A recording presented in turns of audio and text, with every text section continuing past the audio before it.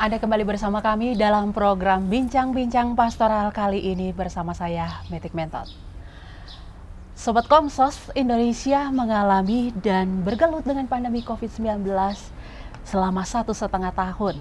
Saat ini pandemi belum berakhir, bahkan menghantam perekonomian kita. Tak terkecuali di wilayah kita. Dan hal ini juga mempengaruhi ekonomi rumah tangga. Kegiatan-kegiatan ekonomi menurun. Sementara di Indonesia kita tahu bahwa yang mendorong pertumbuhan ekonomi adalah konsumsi rumah tangga. Keluarga-keluarga menempuh banyak cara untuk tetap bertahan dalam situasi pandemi ini. Apa yang mesti dilakukan? Pada kesempatan ini kita akan mendalami tema membangun ketahanan ekonomi keluarga di tengah pandemi COVID-19. Untuk itu telah hadir bersama kami narasumber Bapak Rikar. Selamat siang. Selamat siang. Bapak Rikar adalah manajer program bidang pastoral pemberdayaan pada Lembaga Ayo Indonesia, Dewan Pastoral Bidang Pemberdayaan Ekonomi DPP Paroki Ekaristi Kardong, manajer program sosial ekonomi dan publikasi DPP Paroki Ekaristi Kardong, dan juga bidang publikasi di Koperasi Florete, bidang publikasi media online detakpacific.com. Selamat datang Bapak. Ya, selamat datang. Kemudian juga ada Ibu Rita, beliau adalah petani agribisnis hortikultura. Selamat datang. Berikutnya ada Romo Blasius Harmin, beliau adalah Ketua Komisi Keluarga Keuskupan Ruteng. Selamat siang Romo. Selamat siang. Baik, saat ini kita akan langsung saja berbincang banyak hal dengan para narasumber kita. Saya langsung kepada Bapak Rikar. Baik Bapak, kita tahu bahwa konteks Indonesia saat ini masih mengalami dan bergelut dengan pandemi COVID-19. Ekonomi Indonesia mengalami penurunan dan hal ini tentunya juga berdampak pada ekonomi keluarga-keluarga kita. Nah, menurut Bapak, apa dampak pandemi COVID-19 bagi keluarga dan mengapa hal itu terjadi? Baik, terima kasih atas pertanyaannya. Sesungguhnya yang kami tahu, dampak langsung dari pandemi COVID-19 ini adalah terjadinya penurunan pendapatan dari para petani. Itu yang kami lihat secara langsung di lapangan dan juga melalui upaya-upaya pertemuan, melalui wawancara dengan mereka. Kemudian kami menemukan bahwa itu soal, jadi ada penurunan pendapatan.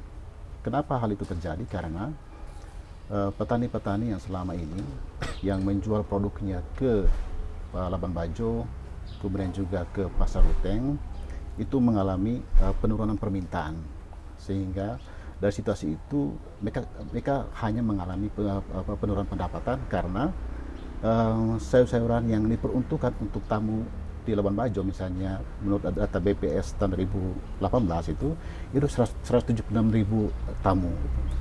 Karena selama pandemi tamu tidak ada di Labuan Bajo, maka sayur yang sesungguhnya dikirim ke sana itu tidak ada lagi oleh petani. Begitu juga untuk penyediaan untuk tamu-tamu yang berkunjung ke Ruteng, kurang lebih ada hampir 20.000-an tamu. Itu juga karena tidak ada tamu yang masuk ke Ruteng, sehingga pasokan sayur-sayuran yang berasal dari petani untuk tamu-tamu itu juga mengalami persoalan. Jadi dengan demikian bahwa petani mengalami penurunan pendapatan.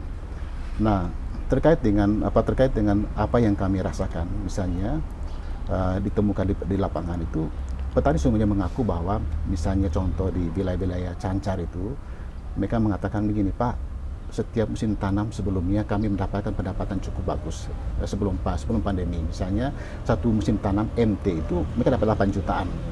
Tetapi selama pandemi itu sampai hanya 4 juta dalam satu musim tanam. Berarti mereka mengalami penurunan pendapatan senilai itu. Itu pada periode tahun 2020. Namun pada akhir-akhir ini justru permintaan sekarang semakin tinggi, dan sehingga kami juga mendorong mereka untuk terus berproduksi supaya bisa pendapatan juga naik kembali karena permintaan market itu cukup tinggi sekarang. Baik, tadi dijelaskan oleh Bapak bahwa saat pandemi mengalami penurunan pendapatan. Nah, kita tahu peran keluarga itu sangat penting ya untuk mendorong pertumbuhan ekonomi. Apa kira-kira yang dilakukan oleh Bapak untuk mendorong agar keluarga-keluarga itu ataupun petani tetap eksis untuk mempertahankan hidupnya, atau dengan kata lain mereka bisa bertahan secara ekonomi di saat pandemi ini? Maka yang kami lakukan adalah jadi pendampingan sosial ekonomi, mulai dari coba untuk melakukan analisis tentang kebutuhan di pasar gitu. Maka kami lakukan untuk menanyakan tentang bagaimana permintaan dari teman-teman pedagang sayur di pasar. Setelah mendapat informasi dan data tentang jenis apa yang banyak diminta oleh pembeli, maka kami menyampaikan kepada kelompok-kelompok tani di wilayah Cancar, di wilayah Rai, bahkan sampai ke Lembor, untuk memberikan rekomendasi bahwa petani sekalian sebaiknya kamu menanam ini. Jadi upaya-upaya untuk apa? Upaya-upaya supaya produk yang mereka hasilkan itu langsung bisa diterima oleh market. Kenapa? Karena pasar membutuhkan hal yang demikian. Maka pendampingan itulah yang kami buat supaya mereka tetap punya penghasilan, bahkan pendapatan meningkat, karena memang kami sudah bisa membaca tentang situasi pasarnya. Dari pendampingan seperti ini yang kami buat. Itu satu. Yang kedua adalah bagaimana menghubungkan mereka dengan lembaga-lembaga keuangan, supaya di saat mereka membutuhkan biaya produksi, maka kami mendorong mereka untuk meminjam uang itu, meminjam modal di koperasi, supaya pembiayaan produksinya itu disediakan oleh koperasi. Kemudian yang berikutnya adalah, jadi kita melakukan konsolidasi dalam rumah tangga supaya mereka harus punya pengetahuan yang mendalam tentang melek keuangan, supaya mereka hati-hati dalam pengeluaran keuangan. Maka yang kami ajarkan adalah menghitung semua sumber pendapatan, kemudian juga menyarankan mereka untuk hati-hati mengeluarkan pengeluaran saat pandemi gitu.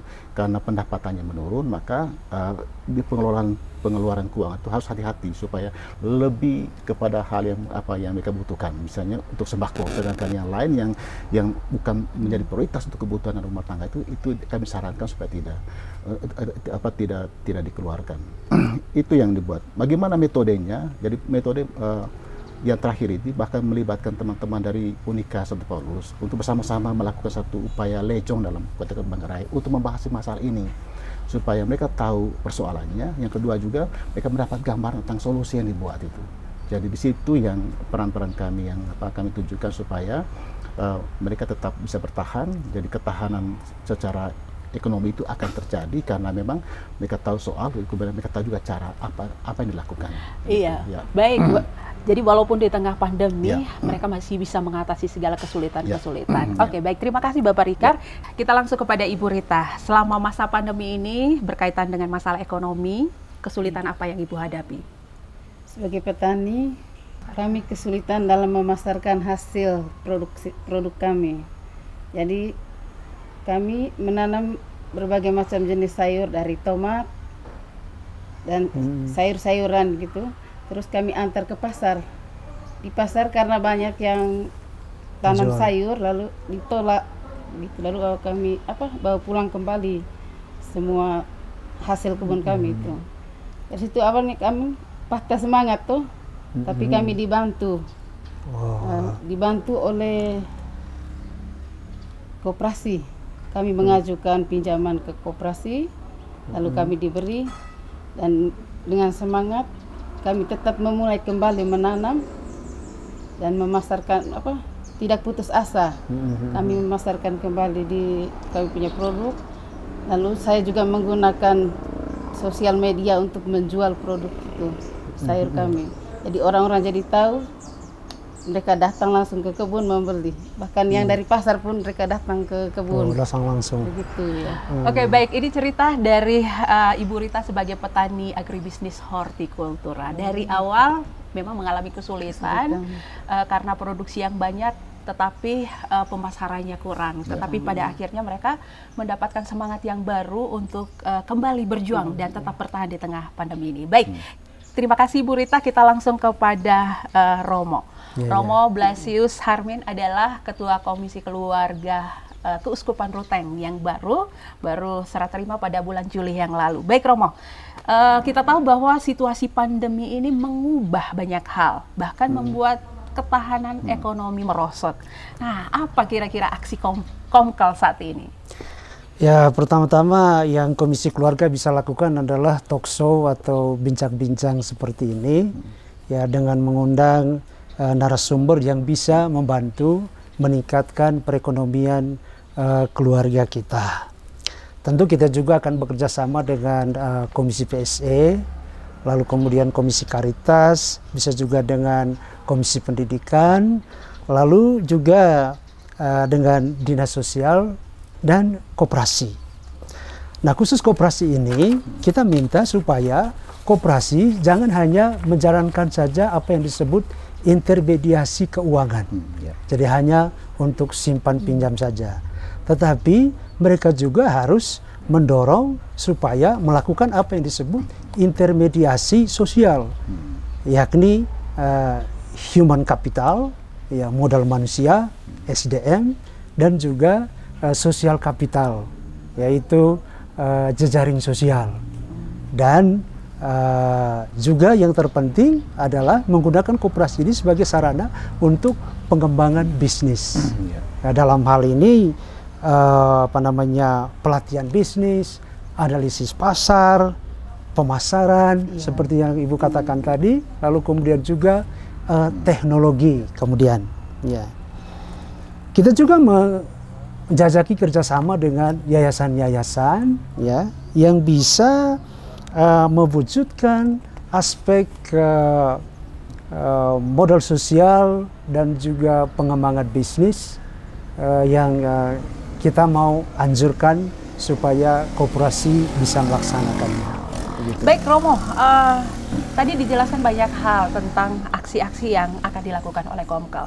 Nah, bagaimana kemudian aksi itu diterapkan kepada umat kita yang saat ini terdampak pandemi COVID-19? Kita akan mendorong keluarga-keluarga melalui, dan juga anak muda ya, melalui kursus persiapan perkawinan Katolik, ya, modulnya juga ada pembicaraan tentang ekonomi rumah tangga. Kita minta supaya mereka itu ya kembali ke pertanian, ya, back to agriculture, ya. Nah, seperti dikatakan tadi, ya, pandemi ini masih berlangsung, ya, kita tidak tahu kapan berakhirnya, ya, dan ya seperti dikatakan Pak Rikard juga, bidang pertanian relatif tidak berdampak, ya. Karena itu kita minta supaya mereka mengelola pertanian ini tidak lagi secara tradisional, tetapi secara modern dan secara cerdas. Ya. Ada ungkapan yang mengatakan begini, kalau kesuksesan itu diukur dari kerja keras, maka maaf, tukang bangunan adalah orang yang paling sukses. Ya. Karena itu, kerja keras harus dibarengi dengan kerja cerdas. Ya, seperti yang Ibu lakukan tadi, yang menggunakan media sosial, mungkin WA group, ya, mungkin juga Instagram, Facebook, dan sebagainya. Ya, itu mereka bisa lakukan untuk bisa memasarkan hasil produksi mereka. Tentu nanti dibantu oleh lembaga-lembaga sosial, ya, oleh koperasi dan sebagainya, melakukan pendampingan pada mereka. Kita akan mendorong supaya hal itu bisa dilakukan. Gitu. Jadi orang sekarang tidak bisa lagi bertani sendiri-sendiri. Ya. Mereka harus bekerja sama. Ya, mereka harus bekerja sama, membangun jejaring. Ya. Dan yang menarik Bu Metik, ya, kemarin di dalam pembicaraan dengan Komisi Keluarga KWI, ya, di situ dibicarakan juga tentang ekonomi berbagi dan ekonomi sosial. Ya. Ekonomi berbagi seperti yang Ibu jelaskan tadi, ya, bagaimana misalnya Ibu punya produk, lalu Ibu tawarkan ke tetangga-tetangga, lalu kemudian lebih luas lagi ke teman-teman di WA group atau di media sosial seperti Facebook. Ya, lalu kemudian juga ekonomi sosial, misalnya saja paroki tertentu, katakanlah paroki Karedong, ya, punya produksi sayur yang banyak misalnya. Nah, bisa bekerja sama dengan paroki lain supaya produk itu bisa dibawa ke paroki lain. Ya, bukan cuma sayur-sayur tentunya ya, tapi juga misalnya telur atau ayam atau peternakan seperti itu ya bisa dibagi ke paroki lain. Jadi itu yang kita mau dorong juga nanti supaya ada kerjasama antara paroki di dalam memenuhi kebutuhan pokok dari keluarga-keluarga kita. Ya, sehingga keluarga yang di paroki tertentu yang kesulitan bisa mendapat dengan harga yang tidak terlalu tinggi misalnya. Lalu di paroki tertentu yang surplus seperti yang Ibu bilang tadi mungkin tidak laku di pasar, tapi bisa dibawa ke paroki lain. Jadi demikian. Baik, terima kasih Romo untuk ulasan yang sangat luar biasa bahwa ternyata Komisi Keluarga juga akan melakukan banyak hal. Tadi dijelaskan bahwa pertanian itu ternyata tidak terlalu memberikan dampak yang sangat besar ya saat pandemi. Oleh karena itu kembali kepada pertanian itu merupakan solusi juga ya. Nah, yang terakhir ini, Bapak Rikard, kira-kira apa yang mau Bapak sampaikan untuk keluarga-keluarga kita, juga untuk petani kita di tengah situasi pandemi ini? Baik, sesungguhnya ada peluang yang bisa dapat di dalam situasi saat ini.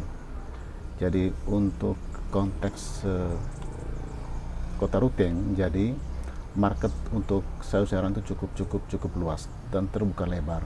Maka yang perlu diperhatikan sekarang adalah dari setiap petani itu harus bisa memanfaatkan sejengkal tanah untuk menjadi tempat yang produktif bisa menghasilkan uang.